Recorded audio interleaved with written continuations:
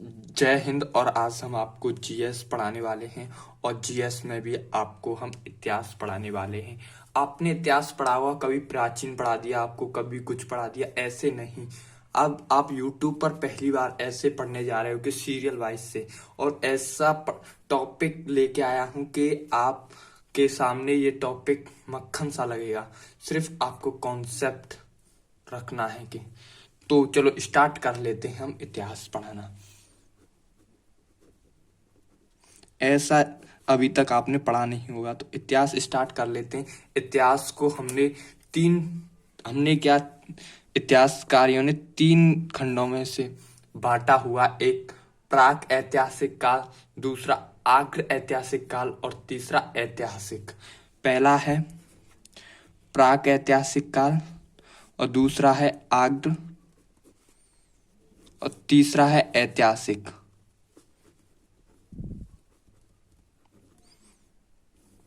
तो हम आपको पहले यहाँ से पढ़ाना स्टार्ट करेंगे प्राक ऐतिहासिक काल को। तो इसके इतिहास के जनक कौन है ये भी आपको बताया जाएगा। ऐसे नहीं स्टार्ट कर दिया जाएगा कि पहले से आपको स्टार्ट कर दिया जाए और आपको इतिहास के जनक बताया न जाए, इतिहास का अध्ययन बताया न जाए। तो और आपका पीडीएफ कब मिलेगा? आपको पीडीएफ हमारे टेलीग्राम चैनल पर मिलेगा, एपिक 2 क्लासेस पर। और वहां पर जब मिलेगा आपका ये प्राक ऐतिहासिक काल खत्म हो जाएगा, वहां पर आपको पूरा पीडीएफ मिल जाएगा प्राक ऐतिहासिक काल का। तो ऐतिहासिक के जनक कौन है? ऐतिहासिक के जनक, इसके जनक हैं हेरोडोटस इसके जनक हैं। और अतीत का अध्ययन इतिहास कहलाता है। अतीत का अध्ययन इतिहास कहलाता है।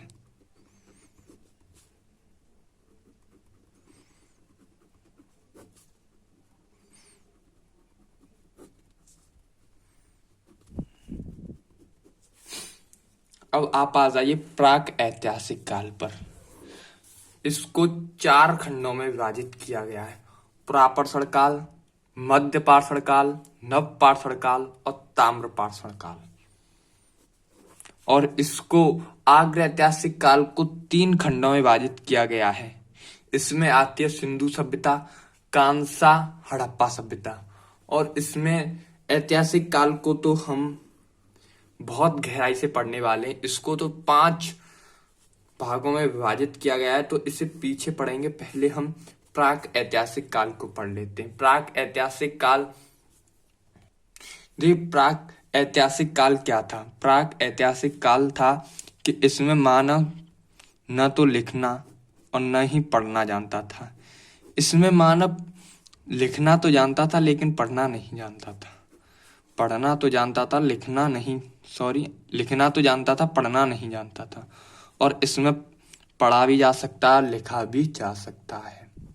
आई होप आपको ये तीनों समझ में आ गए होंगे कि ऐतिहासिक काल में आप पढ़ भी सकते हैं और लिख भी सकते हैं। लेकिन आग्र ऐतिहासिक काल में क्या हुआ, सिंधु सभ्यता को देख सकते हैं आप वहां पर, अगर आप थोड़ा थोड़ा पढ़े हुए होंगे तो, कि वहां पर आप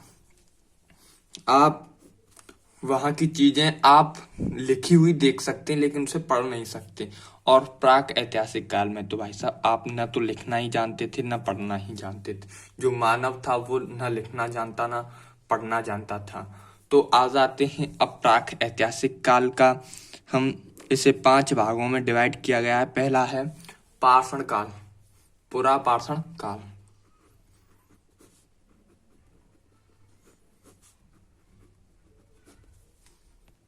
पुरापाषाण काल बहुत पुराना है। ये कम से कम 25 लाख से लेकर 12,000, सबसे अधिक बड़ा यही है, ईसा पूर्व पुराना है ये।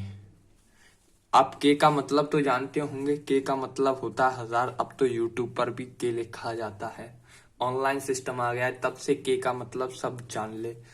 लग चुके हैं। तो अब हम पुराप्रश्न काल में आपको बताना चाहेंगे कि इसमें कौन कौन से टॉपिक्स हैं वो भी लिखा सकते हैं। इसमें यह इतिहास का प्रारंभिक काल था, यह इतिहास का प्रारंभिक काल था।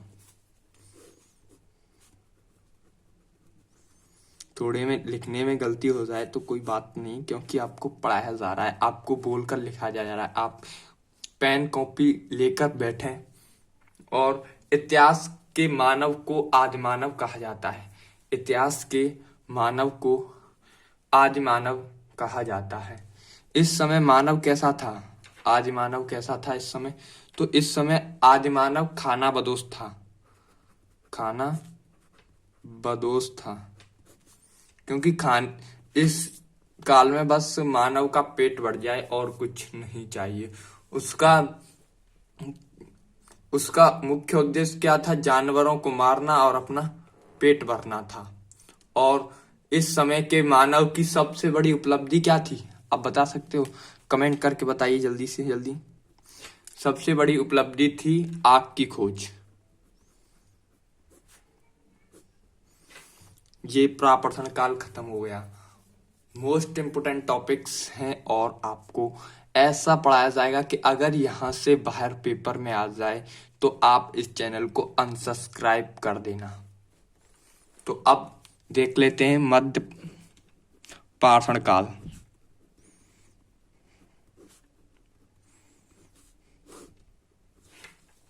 मध्य पाषाण काल कितना पुराना था?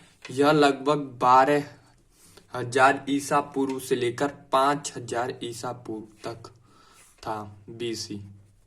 बीसी भी कह देते हैं। ओके, तो अब इसमें मानव क्या था?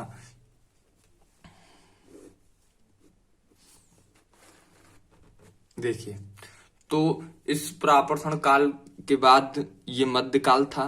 और आपको याद करने की भी एक ट्रिक बताऊंगा बाद में, लेकिन पहले इससे खत्म हो जाने के बाद देखिए। तो ये प्राप्रथन काल के बाद का काल था। और इसमें मानव के हथियार कैसे थे? इसमें मानव के हथियार के आकार छोटे हो गए थे। इसमें तो मानव के आकार के हथियारों के आकार बड़े थे। कैसे थे? बड़े थे।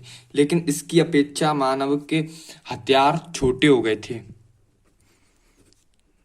हथियार छोटे हो गए थे।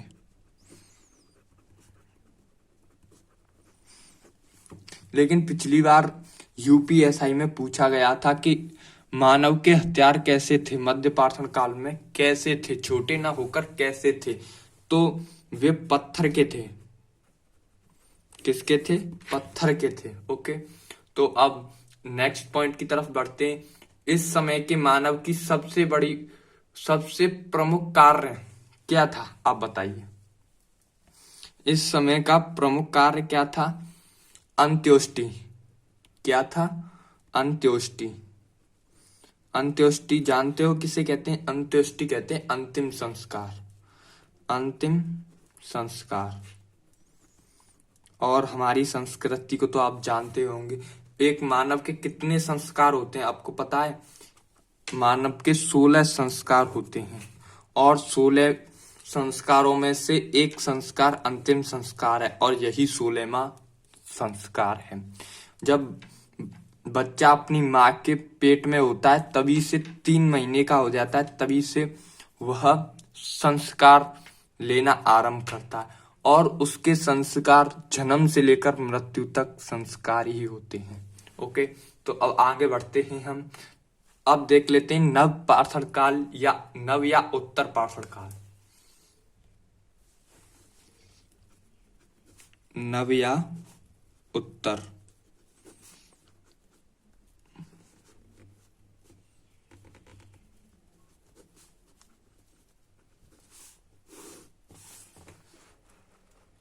नव या उत्तर पाषाण काल। तो ये कब से कब तक चला था? ये चला था 5,000 ईसा पूर्व से 3,000 ईसा पूर्व तक, बीसी। तो देखिए, अब इसमें आपके लिए क्या आ गया कि इस काल में मानव ने क्या किया। ये मोस्ट इंपोर्टेंट हो जाता है। इसमें मानव ने स्थायी निवास,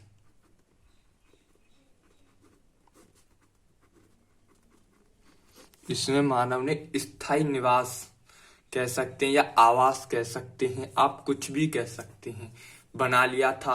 और इसी काल में मानव ने कृषि तथा पशुपालन भी किया था। इसी काल में मानव ने कृषि तथा पशुपालन स्टार्ट कर दिया था। और इसी काल में मानव ने किसकी खोज की? पहिए की और मनका की खोज की। क्या है, आप कह सकते हैं आविष्कार किया। मनका को क्या कहा जाता है? मनका को कहा जाता है घड़ा। वो कुछ नीचे वाला स्टाइल, नीचे वाला हिस्सा नहीं होता है, उसे ही कहते हैं मनका। और अब उसे घड़ा कह देते हैं क्योंकि पूरा बना दिया जाता है तो उसे घड़ा कह देते हैं। तो देखिए इसमें कृषि किसकी की थी और पशुपालन किसका था?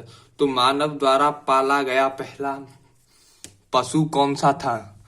तो आप उसमें कुत्ता लिखिएगा, कुत्ता था। और कृषि किसकी थी? कृषि थी आपकी गेहूं और जौ की खेती थी।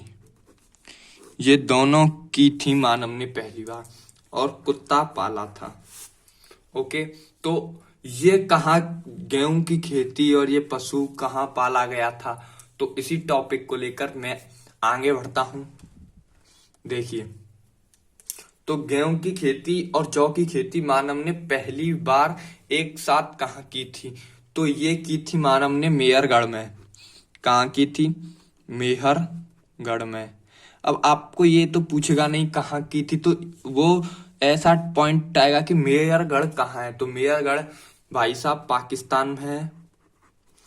और अगर आपसे देश पूछता है तो पाकिस्तान में। अगर आपसे पहाड़ियां पूछता है तो भाई साहब आपको बतानी होगी सुलेमान और कित्थर पहाड़ियों के बीच है। सुलेमान और कित्थर पहाड़ियों के बीच है। और ये मानव ने खेती कब की थी? मानव ने खेती की थी भाई साहब, ये की थी लगभग 7000 BC ईसा पूर्व की थी। आप कह रहे हो कि ये तो 5K से 3K तक ही चला था, तो ये 7K BC कैसे हो गया? तो देखिए, जैसे कि हम मान सकते हैं कि बिहार की अर्थव्यवस्था देख सकते हैं आप। बिहार अभी भी कितने साल पीछे जी रहा है, आप अंदाजा लगा सकते हो। अभी भी वो 2015 और 16 है, तो आप उसे क्या कहेंगे? और हमारे यहाँ देख सकते हैं आप 21।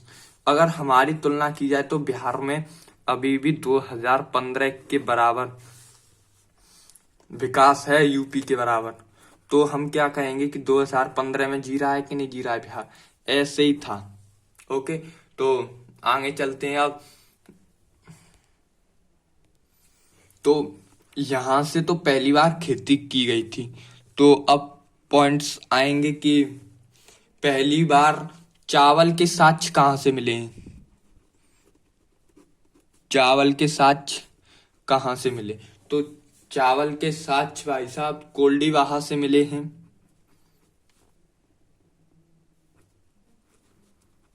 कोल्डीवाहा से मिले, और कोल्डीवाहा यूपी में है।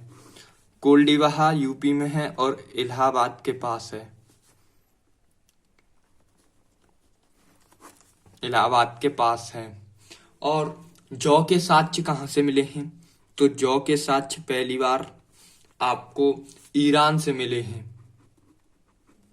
जौ के साक्ष्य पहली बार ईरान से मिले हैं। अब देख लेते हैं ताम्र पाषाण काल, जो कि चौथा है, ताम्र पाषाण काल। इसमें ज्यादा कुछ नहीं हुआ। इसमें आप ताम्र से लगा सकते हो, ताम्र से थोड़ी सा दिमाग लगाएंगे तो आप यहाँ देख सकते हैं कि ताम्र से तामा। ओके, तामा। तो यहाँ तांबे की खोज की गई थी, तो इसे ताम्र पाषाण काल कहा गया। और यह पाषाण काल का अंतिम समय था। ये पाषाण काल का अंतिम समय था। जब आपको तांबे की खोज की गई थी, तो जब इस काल में तांबे की खोज की गई थी, तो यहाँ पर आप लगा सकते हो कि अगर आपको तांबा मिल गया तो क्या आप उस तांबे को बेचोगे? नहीं, तो तांबे को बेचोगे तो क्या होगा कि औद्योगिकरण भी थोड़ा लगभग होगा ही यहाँ से। तो ऐसे ताम्रपाषाण काल खत्म हो जाता है। तो आपको मैं यहाँ पर ट्रिक दूंगा कि कैसे याद करना है। तो देखिए, पहले मैं लिख लेता हूं इनको। तो देखिए, पुरापर्षण काल, पहला है पुरापर्षण काल, दूसरा है मध्य, तीसरा है नव और चौथा है ताम्र।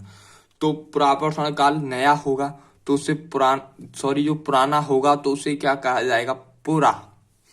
मैंने दो शब्द ले लिए, पुरा। तो यहाँ से आप लगा सकते हो कि पहला पहला होगा तो सबसे पुराना होगा वो। जैसे कि आपके 3 भाई हैं, तो ये तो नया होगा आपका, ये पुराना होगा। तो ऐसे ही ये क्या हो गया? पुरापर्षण काल। और जब आपके 2 भाई हैं, एक पुराना है एक नया है, तो एक क्या हो जाएगा? मध्य वाला, बीच का। तो जैसे ही बीच का होगा तो बीच के को हम मध्य कह देंगे, तो मध्य पाषाण काल। और नए को या आप नव कह सकते हो या उत्तर कह सकते हो, दोनों कुछ भी कह सकते हो, पाषाण काल। और जिस काल में तांबे की खोज की गई हो उसे तो ताम्रपाषाण काल कहा जाएगा। तो इसके कुछ मोस्ट इंपोर्टेंट नोट्स हैं, उनको मैं लिखाता हूं आपके लिए और फिर आज की क्लास को समाप्त कराता हूं। और आपके लिए पीडीएफ है, जो कि पीडीएफ आज शाम को डलवा दूंगा टेलीग्राम चैनल पर, और आप वहां जाकर ज्वाइन कर लीजिएगा टेलीग्राम चैनल को। उस चैनल का लिंक डिस्क्रिप्शन में दे दिया जाएगा। और अभी तक आपने इस चैनल का इंट्रोडक्शन नहीं देखा है तो इंट्रोडक्शन देख सकते हो, उसका भी लिंक मैं नीचे डलवा दूंगा। तो देखिएगा, मानव जाति का पालना किसे कहा जाता है, जो कि सीधे सीधे क्वेश्चंस पूछ लेता है इसमें से। तो उन सीधे सीधे क्वेश्चंस को मैं लिखा रहा हूं कि मानव जाति का पालना किसे कहा जाता है। तो मानव जाति का पालना अफ्रीका को कहा जाता है। मानव जाति का पालना अफ्रीका को कहा जाता है। और मानव की खोपड़ी का कंकाल भारत में पहली बार कहाँ मिला? तो मानव की खोपड़ी का कंकाल भारत में पहली बार पल्लव रन में मिला। कहाँ मिला? पल्लव रन। और पल्लव रन कहाँ है? पल्लव रन मद्रास।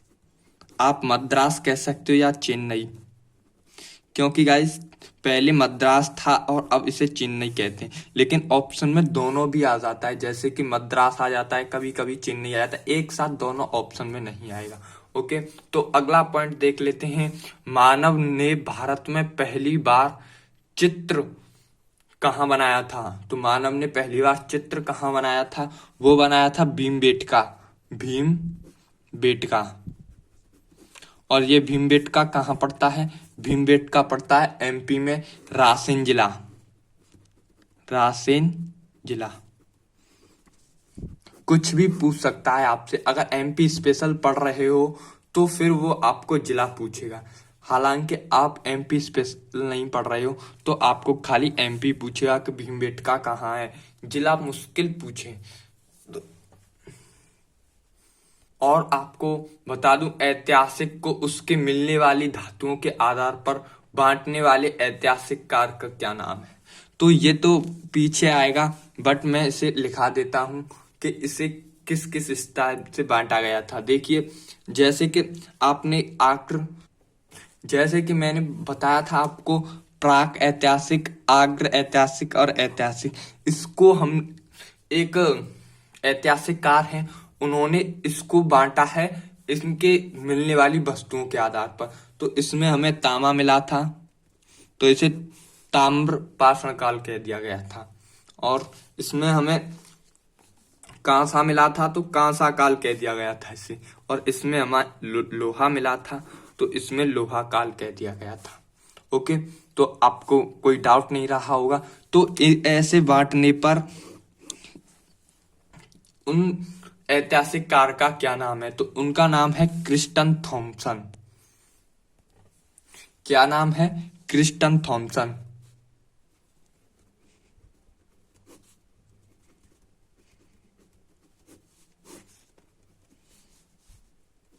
अब नेक्स्ट पॉइंट की तरफ बढ़ते हैं। देखिए, जो कि भीमबेटका में हमें मिली भीमबेटका और पल्लव रन में हमें कंकाल मिला। तो इस कंकाल को कहाँ रखा गया है? तो देखिए भारत में भी रखा गया, अगर आप विश्व में भी कहीं होगा ये। तो देखिए जिन ऐसी चीजें पुरानी ऐतिहासिक चीजें मिलती हैं तो उसे किस में रखा जाता है? संग्रहालय में रखा जाता है, इसमें रखा जाता है। तो विश्व में देखिए